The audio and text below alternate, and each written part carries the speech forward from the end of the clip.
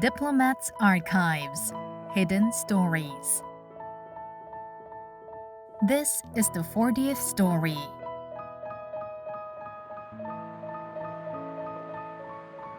This is Namhyondong, Kwanakgu, Seoul.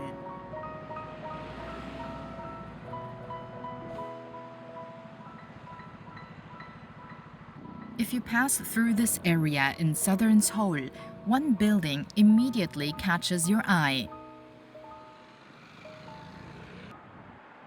It feels quite different from its surroundings, almost as if it were built a very long time ago.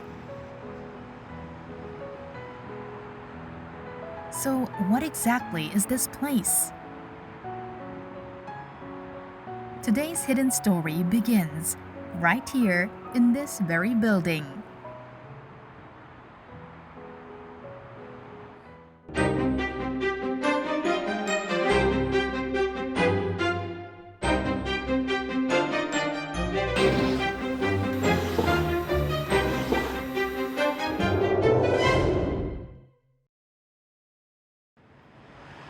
The sign in front of this building reads Namseoul Museum of Art. But this place also has another name. It is the former Belgian consulate. Hello, I'm Bruno Jans. I'm the ambassador of Belgium in Seoul. 2026 is a very important year for the bilateral relations of Korea and Belgium, as we will mark the 125th anniversary of the establishment of diplomatic relations. So I'm very happy to have the chance, together with you, to explore a little bit the lesser-known stories behind this long-standing relationship between Belgium and Korea. As the ambassador just mentioned, 2026 marks the 125th anniversary of diplomatic relations between Korea and Belgium. In other words, the two countries first established ties in 1901. But at that time, what circumstances led Korea to establish relations with Belgium? To find out more, our team reached out to an expert for her insights. 안녕하세요. 저는 얼마 전까지 건양대학교 교양학부에서 학생들을 가르치다가 퇴직하고 현재는 이화여대 이화사학연구소에서 서양 관련 공사관 연구를 진행을 하고 있습니다. Before learning about the background of Korea's diplomatic relations with Belgium, we decided to ask the professor about the historical context surrounding Joseon in the late 18th century. 우리나라에 수교를 요청했던 여러 나라들이 있었습니다. 미국도 그랬죠. 불란서도 그랬죠. 그런데 우리나라 정부의 정책은 쇄국 정책이었습니다. 그래서 결국은 신미양요, 병인양요로 이어졌고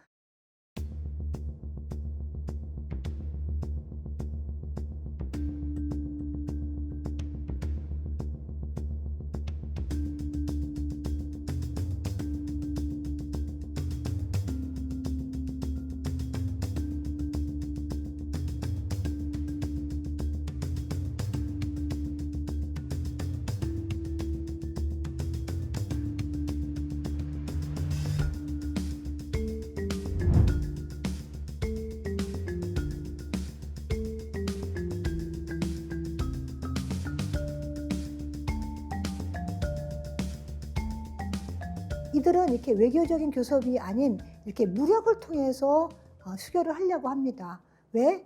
그것은 조약을 맺기에 훨씬 유리한 조건이죠.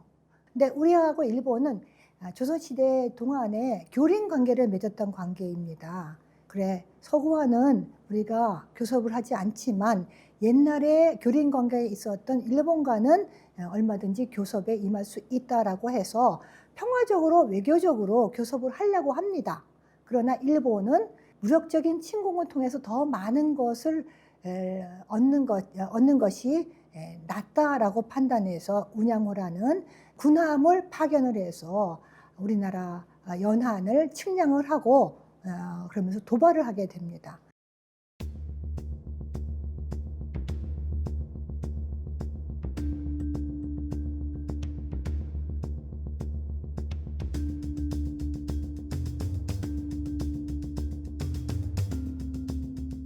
그게 1875년도 여름의 일이었고 그해 말에 우리나라의 강화도를 침범을 하죠.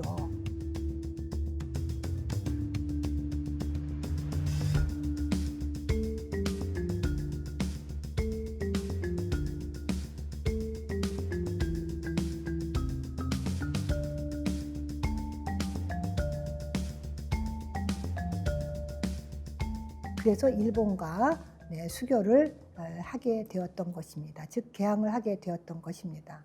반면에 서구와 조약을 맺었던 그런 계기는 보면 일본의 영향력이 너무 급증하게 되면서 이 일본을 견제하기 위해서 1882년도에 미국, 영국, 독일 이렇게 여러 강대국들과 조약을 맺었던 것입니다. Amid these circumstances, Joseon felt an urgent need to strengthen its independence and sovereignty. In response, in 1897, King Gojong proclaimed the Korean Empire, strengthened imperial authority, and pursued modernization in an effort to enhance the nation's standing as an independent empire in the international community. And after Joseon changed its name to the Korean Empire, the first European country to sign a diplomatic treaty with it was Belgium. We started to negotiate treaties with countries in the Far East, namely China and Japan. We concluded such treaties with them in the mid-60s, actually. And in the following year, beginning of the years 70, we started to observe the developments in the region. 1875, as you know, was a year of turbulence as there were the incident of the Japanese naval ship Unyo, and following that the conclusion of a bilateral treaty between Korea and Japan. But it was also at the same time an opportunity for the nations, as Korea was not anymore so much a terra incognita, but started to open itself to other countries. So we observed that in the years 1870s, and we started to consider to conclude a treaty with Korea also, as different countries did in the years 1880. And then, in 1901, the Treaty of Friendship, Commerce, and Navigation was concluded between Korea and Belgium.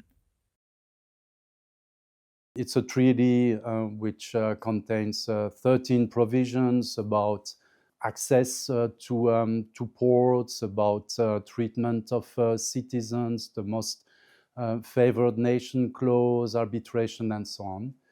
And at the time, we had a Belgian who was actually operating a gold mining concession in Korea.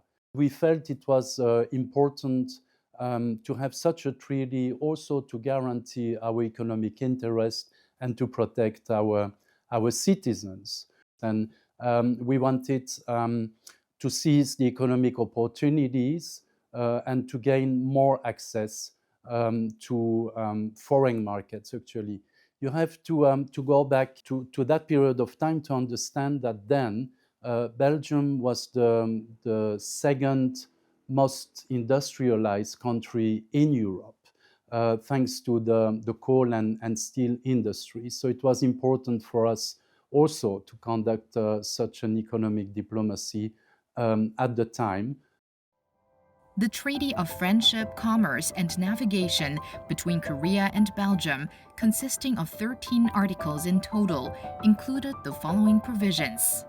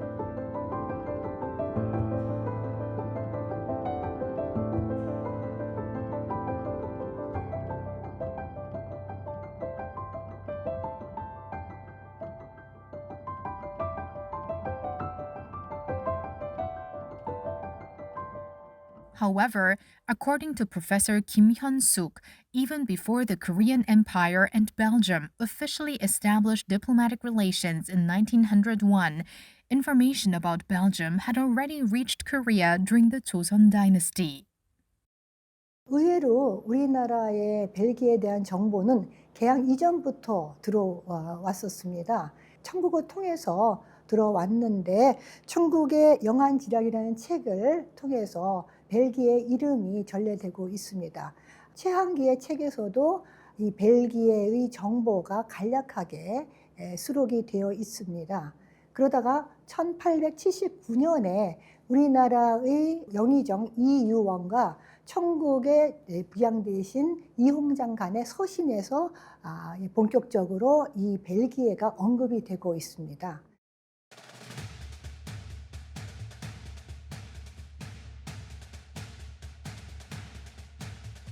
Belgium may be a small country, yet by concluding treaties with many Western nations, it has preserved its national sovereignty.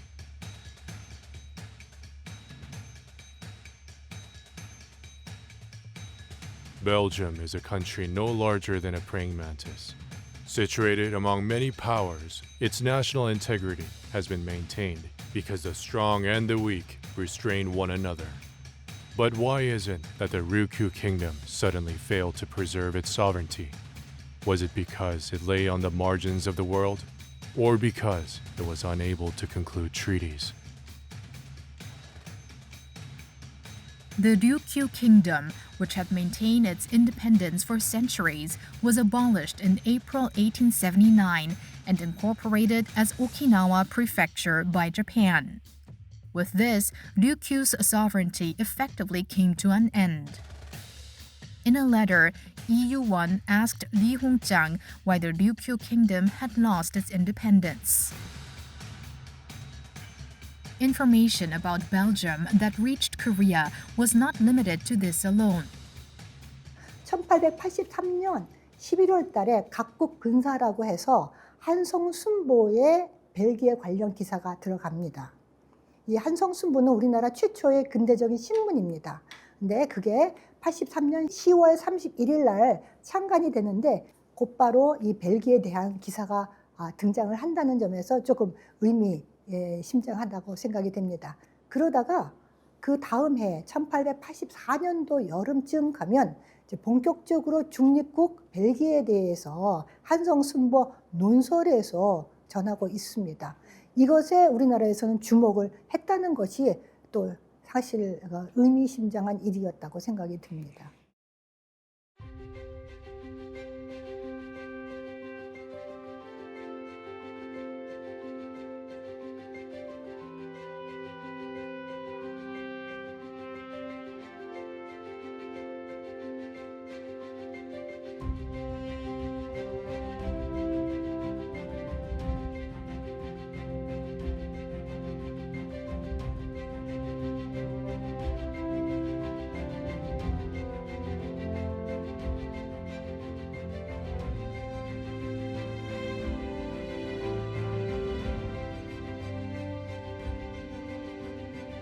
As seen in the correspondence between Lee Yu-won and Lee Hong-chang, as well as articles in the Hansong Sunbo, Joseon at the time was paying close attention to Belgium as a neutral country. Amid these circumstances, Korea's decision to establish diplomatic relations with Belgium may have been influenced, at least in part, by interest in Belgium's model as a neutral state. Belgium at the time had a neutral status. We have to go back to the independence of Belgium, which took place in the years 1830 and 1831, after the revolution against the Dutch, actually. We became independent, but the condition for Belgium to gain its independence at the time, imposed by all the powers, was that it should be a neutral country.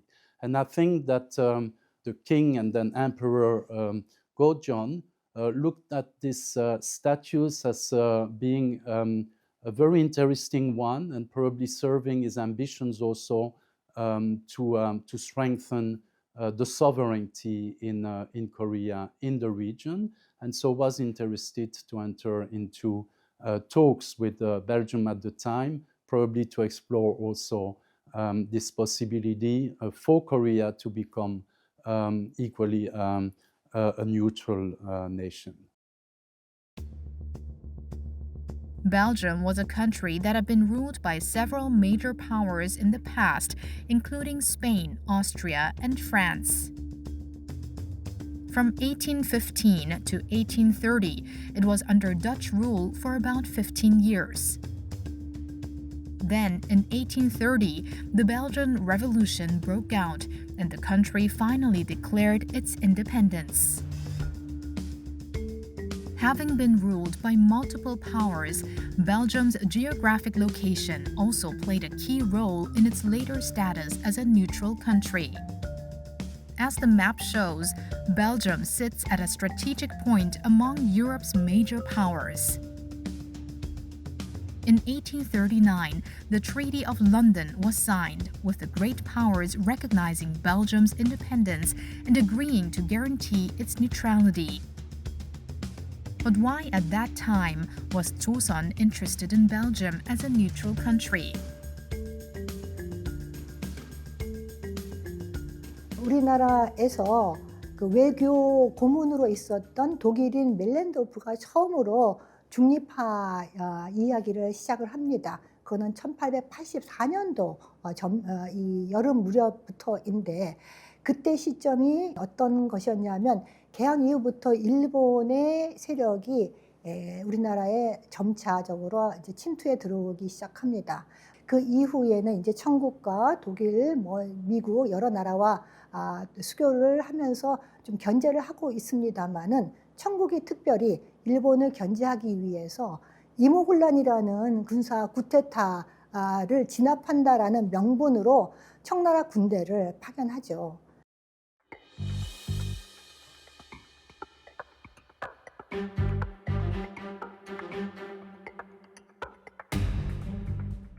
그리고 이를 진압하면서 그대로 철군하지 않고 서울 용산에 주둔을 하게 됩니다.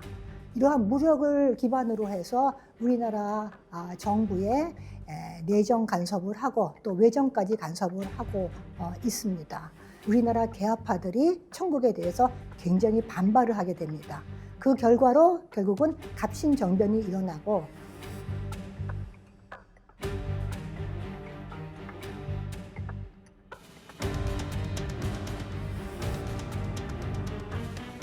그러니까 이제 일본이 청군을 좌시하지 않겠다. 그래서 우리나라에서 1884년 12월부터 해서 이 양국 간의 전쟁이 임박했다라는 소문이 많이 들려오게 됩니다. 또 하나가 무슨 일이 또 벌어지냐 하면 저 멀리 아프가니스탄에서 러시아하고 영국이 대립하기 시작합니다. 이 러시아가 한반도로 남하를 할까봐, 즉 부동항을 찾아서 남하할까봐 미리 영국이 선제 공격을 하기 위해서 우리나라 거문도를 우리나라에 알려주지도 않고 그대로 무단으로 점령하는 사태가 벌어집니다.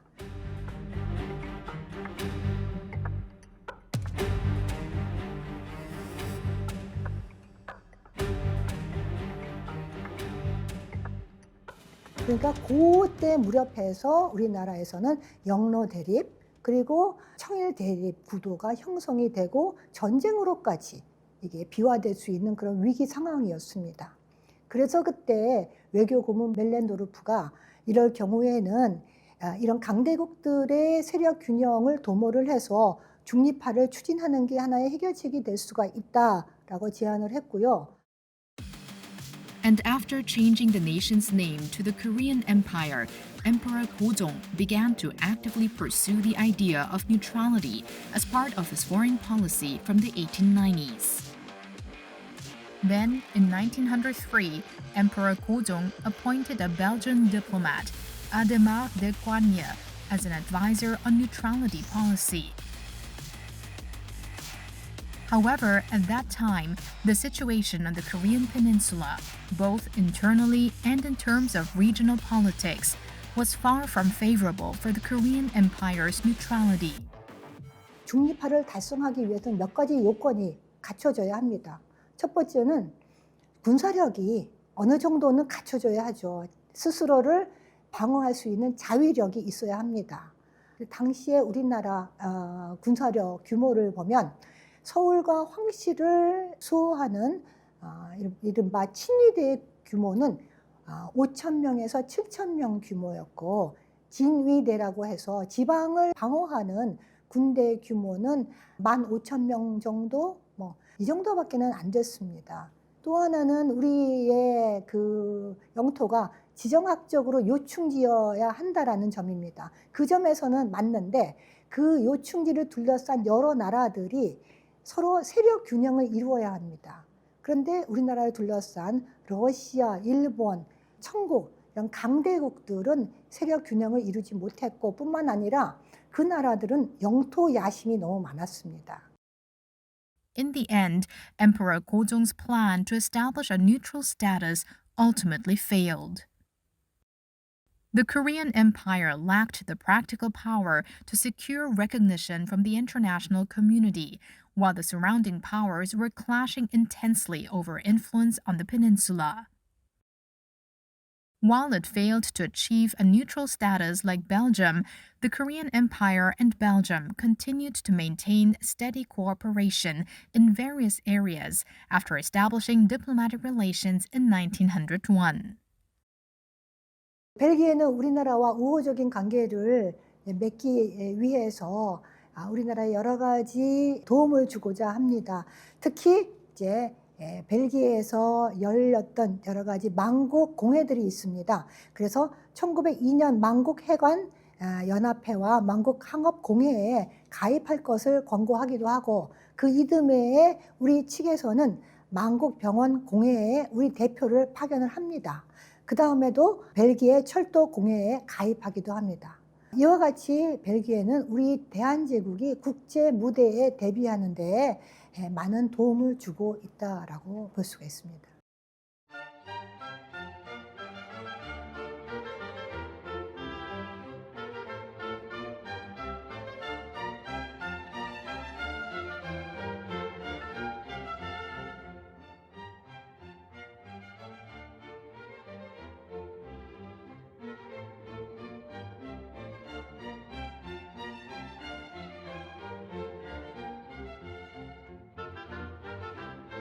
After a treaty was concluded between Korea and Belgium, Belgian diplomats also began to take up their posts in Korea.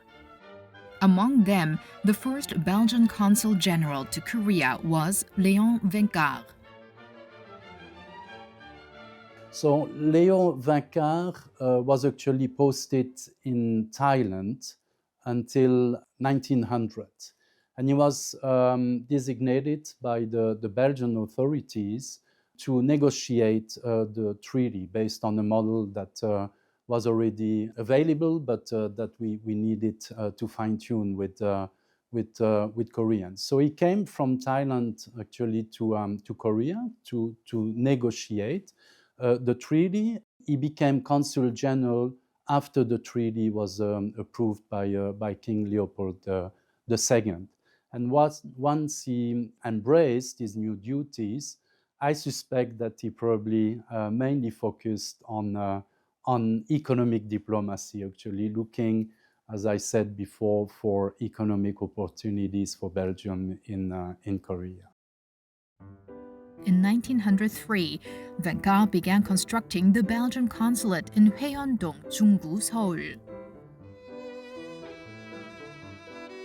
Completed in 1905, the building was later relocated to Namhyeon-dong in 1982 and is currently used as the Namseoul Museum of Art.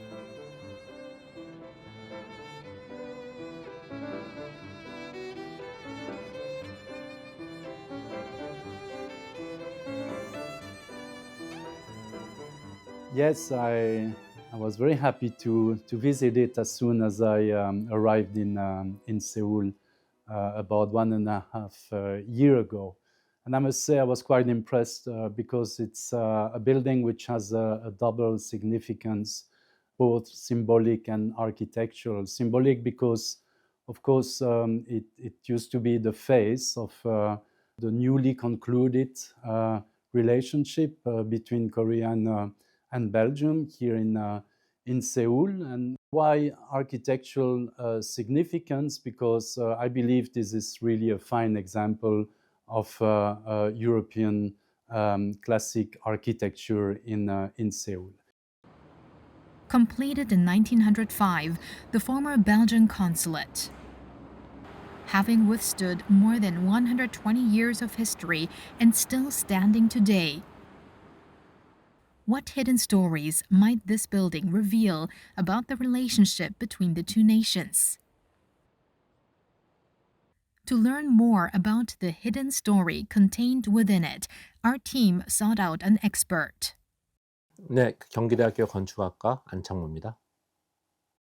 Professor An Chang-mo is a scholar who has long specialized in the history and theory of modern and contemporary Korean architecture.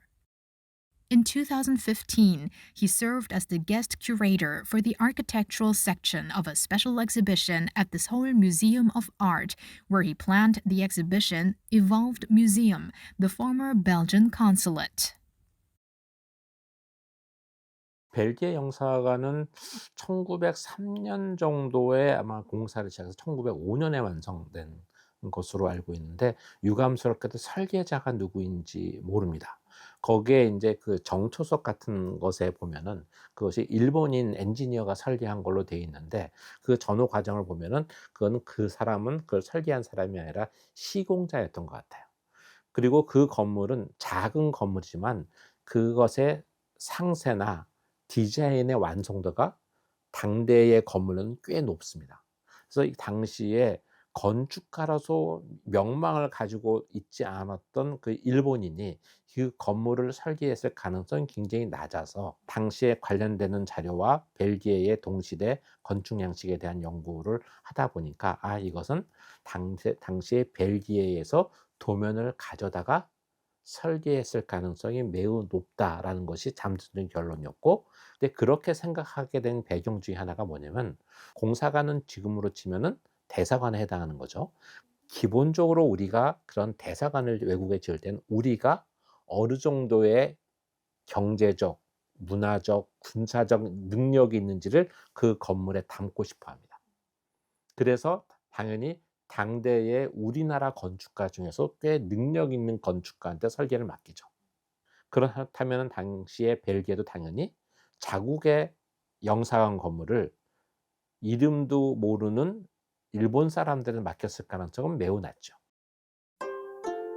The Belgian consulate was originally built in what is now Haehyun-dong, Junggu. During the Korean Empire period, this area occupied an important position.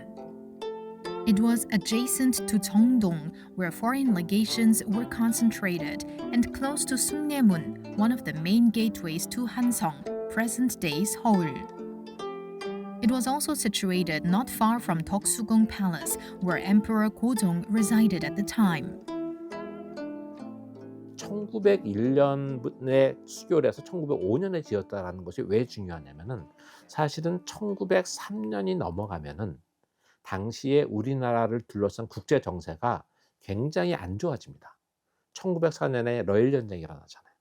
그러니까 전체적인 이렇게 흐르는 분위기를 보면은 일본이 곧 전쟁을 일으킬지도 모른다는 상황에서 웬만큼 우리나라에 관심이 없으면 벨기에가 처음에 1901년에 수교할 때까지만 하더라도 대한제국의 상황이 좋았기 때문에 적구조 나오다가 멈칫했을 텐데 벨기에는 한국과 잘 지내기로 약속했기 때문에 1903년부터 공사를 시작하고 5년에 완성까지 시켜버린 거죠. 그 얘기는 벨기에도 한국에 투자할 만한 가치가 있다고 생각을 했고 한국은 벨기에한테 그만한 신뢰를 줄 수 있는 행동을 취했을 거라고 보여줍니다. The former Belgian consulate was built in the neoclassical style. Neoclassicism is an architectural movement that began in 18th century Europe, taking as its ideal the order and balance of ancient Greek and Roman architecture. Symmetrical composition, grand columns, and restrained ornamentation are among its defining features. Among the consulates built in the neoclassical style in Korea at the time, this former Belgian consulate is a rare example that has relatively well preserved its original form to this day. In this regard, the building holds significant value in the history of modern architecture in Korea. 그 당시의 외교 건축물 중에서는 가장 완성도 있게 남아 있는 건물이 영국 대사관 건물. 그다음에 미국 공사관 건물은 한옥이었기 때문에 양식 건물은 아니었었죠. 그다음에 러시아 공사관 건물 중에서 탑만 남아 있습니다. 그러니까 굳이 비교하면은 서양의 역사주의 건축 양식으로는 그 영국의 지금 대사관으로 쓰고 있는 당시의 영국 공사관 건물과 벨기에 영사관 건물을 비교해야 될 텐데, 당시에 영국 공사관 건물은 꽤 신경 써서 잘 지은 건물이긴 하지만 사실은 굉장히 실용적으로 지은 붉은 벽돌조의 건물입니다. 그러니까 건축의 양식적 완성도는 벨기에 영사관이 더 높고, 우리나라에 들어와 있었던 그런 신고전주의 건축 양식 중에서 가장 완성도가 높은 외국 공사관 건축 중에 하나였다. 지금까지 그 모습을 유지하고 있는 것은 벨기에 영사관이 거의 유일하기 때문에 그것의 가치를 아무리 강조해도 지나침이 없지요. Standing with quiet dignity in the heart of the bustling city, the former Belgian consulate. Designated as a historic site in 1977, the building was relocated to its current site in Namhyondong in 1982. Since 1970, the site had been owned by Commercial Bank of Korea, the predecessor of Uri Bank. When the bank decided to construct a high-rise building there, the former Belgian consulate was moved from its original location. It is said to have been the first case in which a modern architectural heritage building in Korea was relocated and restored. The structure was completely dismantled, down to each individual brick, before being reassembled at its present site. 재밌는 것 중에 하나는 이제 그 벨기에도 이제 우리가 이제 대한제국의 주권을 이제 상실하고 나니까 팔고 떠났는데, 다시 우리가 주권을 회복하고 우리의 그 국력이 규모가 커지고 벨기에도 새삼스럽게 다시 우리랑 중요해지다 보니까 벨기에에서 어떤 그 공문을 보낸 적이 있냐면, 저 벨기에 영사관 다시 우리한테 좀 다시 팔 수 없느냐. 굉장히 놀라운 거죠. 사실은 저는 개인적으로는 벨기에가 그걸 다시 사갔으면 좋겠다고 생각해요. 왜냐면은 역사유산이라는 것에 가장 잘 보존하는 방법은 원래 있던 용대로 가능하면 최대한 오래 쓰는 겁니다. 그래야지 진정성도 있고요. 근데 이제 벨기에가 다시 사가는 게 어렵다 하면은 사실은 우리는 그 건물을 우리가 잘 보존하고 그것이 그 시대에 어떤 가치를 가졌었고 우리한테 어떤 의미가 있었고 그것이 오늘의 관점에서 보면 우리한테 어떤 의미로 그 해석될 수 있는지, 그런 것들을 제대로 우리가 알고 공유하는 게 중요하겠죠.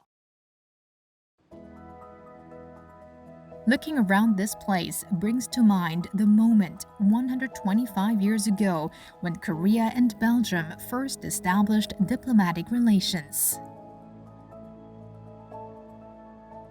It was an era of opening ports when people from distant lands and new ideas flowed in without pause. In 1901, Korea and Belgium too formed their first connection in that spirit. And since the two nations first joined hands, layer upon layer of exchange has accumulated over the past 125 years of shared history. Among those many records, we turned our attention to one individual. The person we focused on is the very figure in this photograph. The hidden story behind this figure continues in the next episode.